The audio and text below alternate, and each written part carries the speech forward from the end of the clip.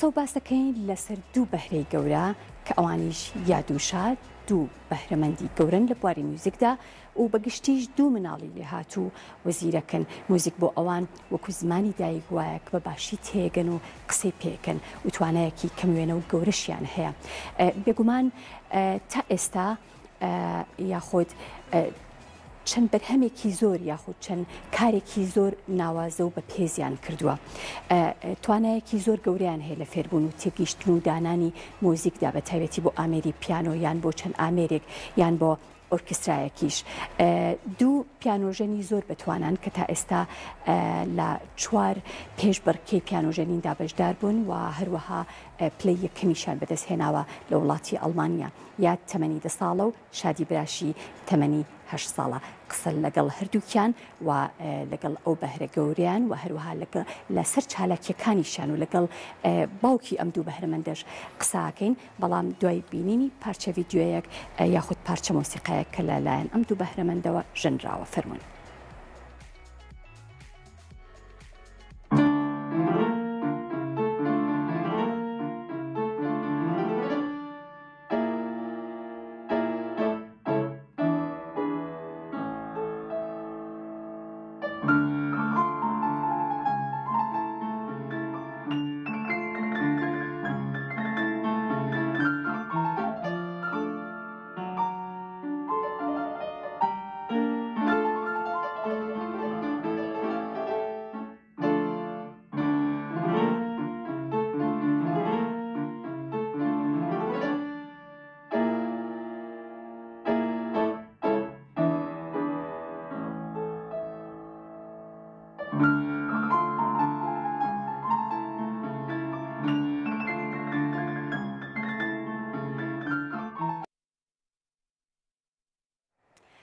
بەڵێ خۆشەویستان جارێکی تر سلااوتان لێبێ قسە لەگەڵ یاد و شاد و هەروەها زۆر بەڕێز کاک قەلەندەر باوکی یاد و شاد ئەەکەم سلااوتان لێبێ ئەم کاتتان باش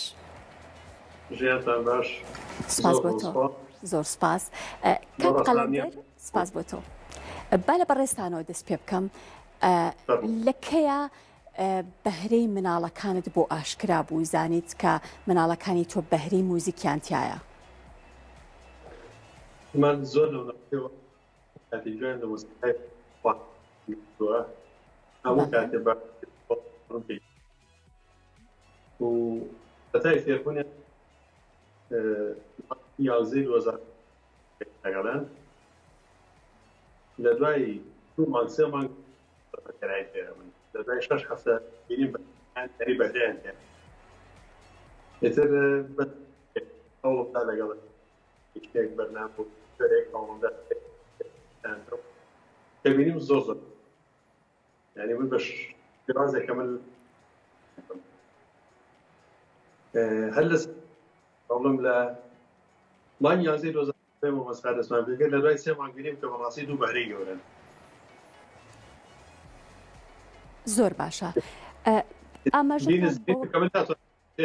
بە دوای کەسی پرۆفیشنەڵ و باش ئاگەڕان لێرە لە ئەکادیمیای چۆن تونس لە شاری دارمشتات کە کۆلێژە دەخوێنرێت بەڵام کۆرسیان هەیە بۆ مناڵی بەدەدا پەیوەندیم پێوەکردن دەوێت ئیمتحانیان کردن هی هەردووچیان ئیمتحانێکی تایبەتیان کردن ئیمتحانەکەیە لە جەنابی مامۆستا ئۆلیڤەر فۆڵمان هەسی کە مامۆستایەکی زۆر باش ئێستاش مامۆستایانە هەر لایەوەتی وتی من هەستەکەم دوو مناڵی زۆر بەهرەدار و بەتوانان و زۆر سەرسامم کرد و بە خۆشحاڵی وەریانەی ئەمە لە دوای ساڵ و نیوە بوو لە دەست پێکردنی فێربوونی مۆسیقا ئەم سارێکی یەکەمەوە گەشتو بینە مانگی 4 ساڵی 2019 زۆر باشە ئەمەوێ قسە لەگەڵ یاد بکەم پێم وابێ یاد گەورەکەیانە یاد پێش ئەوەی کە پیتەکانی خوێندن و نووسین بزانێت و فێر ببێت نۆتەکانی مۆسیقا فێر بووە ئەمە بزانم کە هەوڵی خۆت بوو پێت خۆش بوو کە پێش ئەوەی کە ABCD یان پیتەکانی نووسین و خوێندنەوە فێر ببیت نۆتەکانی مۆسیقا بزانیت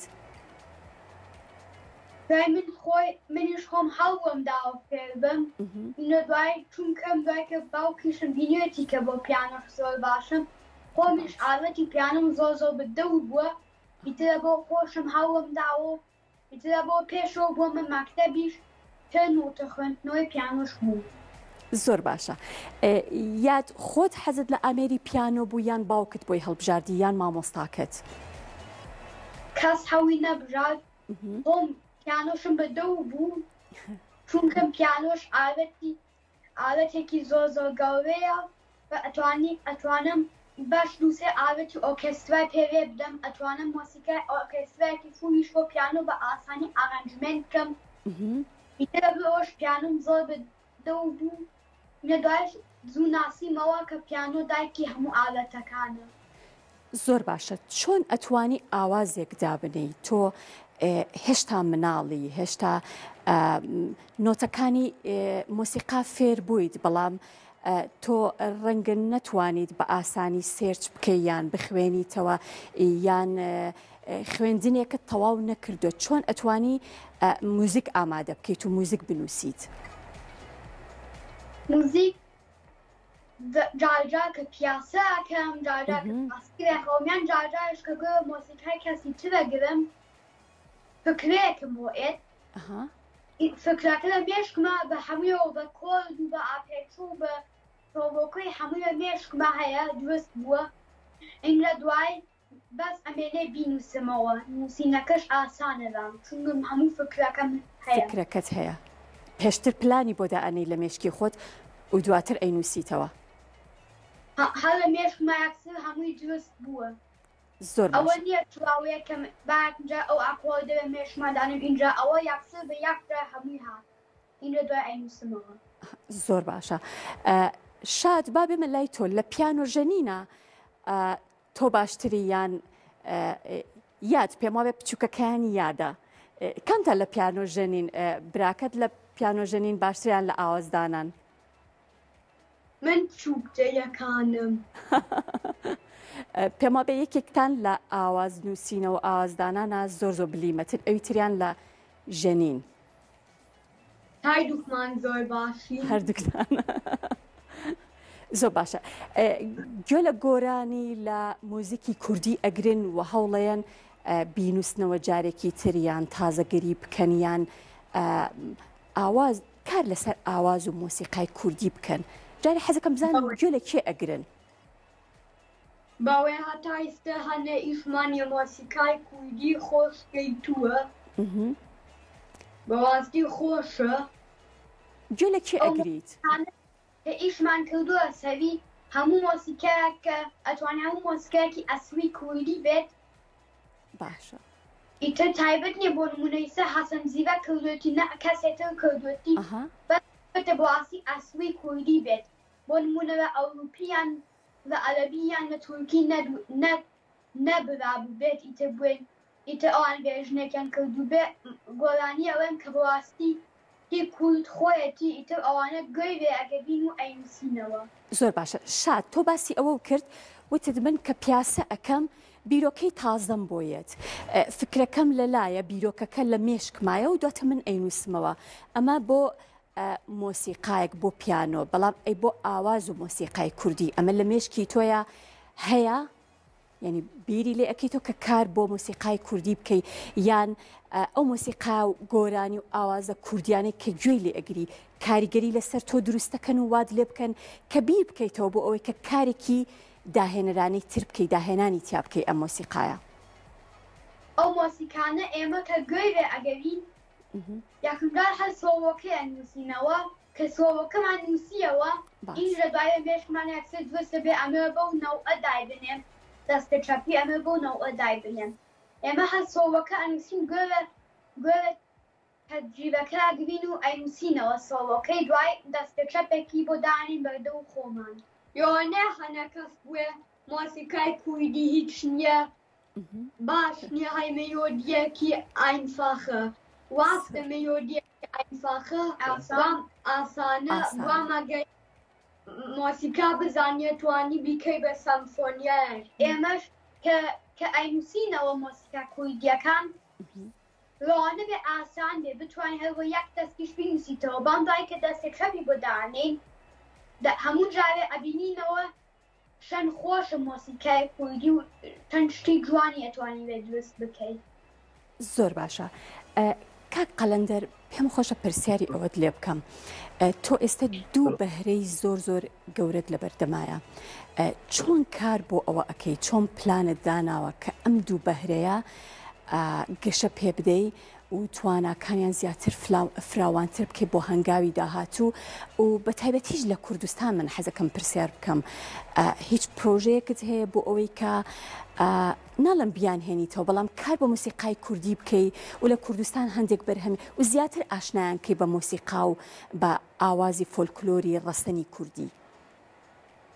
سپاس بۆ ئێوەی عەزیز بۆم فرسەتە پێتانتای بچانگەرەوە قسە بکەین. سپاس بۆ تۆ. بەڕاستی بوونی دوو مناڵی بەهرەدار سپاس گوزارین لەخوا بەزاوێت ئێمە کە ئەو بەهرەیدا و پێبەخشیوین دوو بەهرەی گەورەن مەسئولێتێکی یەکجا زۆر باشە.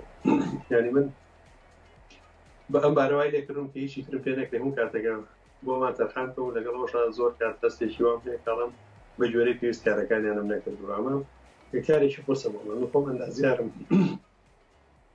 ئێستا بە ناچاری بووم بە کامێرەمان و ڕیکۆردەر و ئیتر کاری سۆفتوێر و کلیپ و شتەکانیانە بێ بکەم و بە جۆرەی پێویستیش نییە من ینی بەڕاستی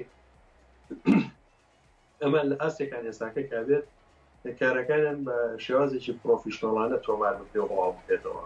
ئێمە لەوێ بەڕاستی پێویستمان بە هاوکاریە پێویستمان بە هاوکاریە کە دوویەکە بە باشی تەجدید کرێشەکانیان ئەمان وەکو کانیاوێکوان ئەگەر ئاوەکە لەبەری دەربین ئەو لێتر ئاوی سازگار و جوان ئەڕژێتە جێی بەڕاستی هێچی زیاد لە 30-40 لەحنیان هەیە ئاوازیان هەیە یان یاد ئۆرکێسترایەکی داناوە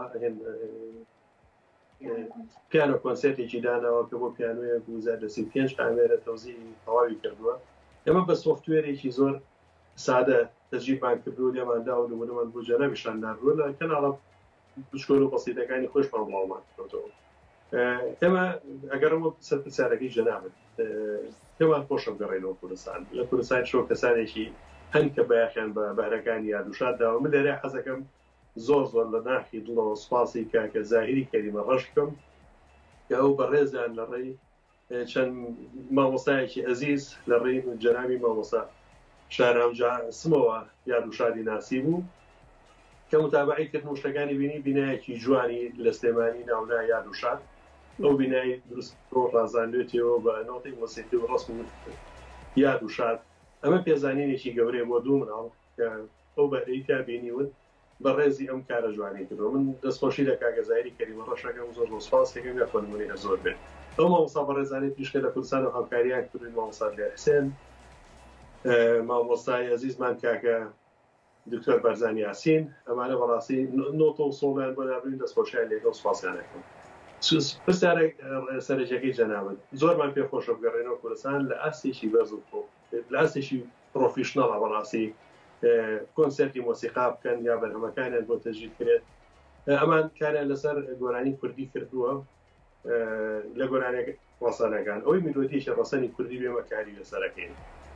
من خۆم گەرمیانی ئەمە قارکەرەبین باسە زۆر جاکیاڵم ئاوات بۆ ڕۆژێک هەتاوابسی بۆ بکەن بە سامفۆنیایی ترەوە کاتە بۆ کوشاڵی دڵ بسراحەت دەکات. جا بەڕاستی پێم خۆشە کە بە کاری سێ عەلیەزغەری کوردستانی دەستیان پێ کردووە حەسەن زیرەک مامۆستا مەسەری خالەقین محەممەدی ماملێ کامگاران حەسەنی یوسف زەمانی ئەمانە هەموو ناوی گەورەن میلۆدی زۆر خۆش و ڕەسەنی کوردیان پاراستووە. ئەمانیش من بەچەند بێژنێک کە دەستمەکەوێت گۆرانیەکان بۆ لێدەم بۆی بچنە ناوێەوە بەڕاوەکە ئەمان جوان وەکو چۆنڵی بە مۆسیقای کلاسیک داڕژرا مۆسیقای کلاسیک لە ڕۆحیانە میلۆدی کوردەکان تا وەریەکدەن تۆزێکیان پێچێ بەس من خۆشحاڵم یان دانیشە بە پیانۆ گۆرانیەکی کوردی کە ڕوعەتۆنی تیا بەدەنی سێ عەلیەزغەر وتراوە لەگەم ژیر و دڵپەشەوە بۆ نمونە ئەم کە بە پیانۆ دای ئەڕێژێتەوە بەڕاستی دایانانی تیا کردووە. بڵێت یەکەڵێکە بە مۆسیقایەکی کلاسیک و ستاندەر بەس کاچێت ئەو بەشە دەچێت و سەر سۆڵێ کوردیەکە هەستەکەی بەتەواوەتی حەقی خۆی داوەتێ یعنی من دڵنیام کە ئەو بەشەی کە میلۆدی گۆرانێکی ئەگەرێکی لەو مامۆستا هونەرمەندە گەورانە زیندوو بە گوێی لە کۆبلەیەکی بگرتە گلەی لێ ناکرێت بیوتە ئاوازەکەی شێوان بوو دڵنیام دەستخۆشیشی ئەمان بە شێوازێکی زۆر جوان ئەو ئاوازانەیان داڕشتۆتەوە بۆ پیانۆ ئەڕژبێتیان کردوەکەمە و سەرچاوانەمان کەمە ئەکرێت لە فترێکی نزیکی کورتدا وەکو کوفرێ بە پەرتوچێک بڵاو کرێتەوە بۆ کەسانی کە فێرخوازن فێربن چی ئەکرێت تەلەڤیزیۆن زانکۆ و پەیمانگاکانیش بن لە فێری مۆسیقا بن و هەروەها ئێستا بە ئەسلوبی میدی ینی بە شێوازی دیجیتال هەیە بۆ خەڵکانێک کەنەوەتەش نەزان دەتوانن ئەو ئاوازانە سوودی لێوەرگرن و فێر ببن. ئێمە بەداخەوە سەرچاوی فێربوونی پیانۆمان زۆر نییە لە کوردستانە بەتاکید من زۆرە لە کوردستان ئەگەر کەرەستەکان لە بەردەستیان نابێ فێر بێت. زۆر باشە بە هیوای زوو بڵاوبوونەوە کارکردن لەسەر پەرتوکەکەی یاد و شاد. زۆر سپاس بۆ تۆش، زۆر بەڕێز کاک قەلەندەر کە لەگەڵ هەردوو بەهرەمەند یاد و شاد ئەم ئێوارەیە لەگەڵمان بووی. سپاس بۆ تۆ.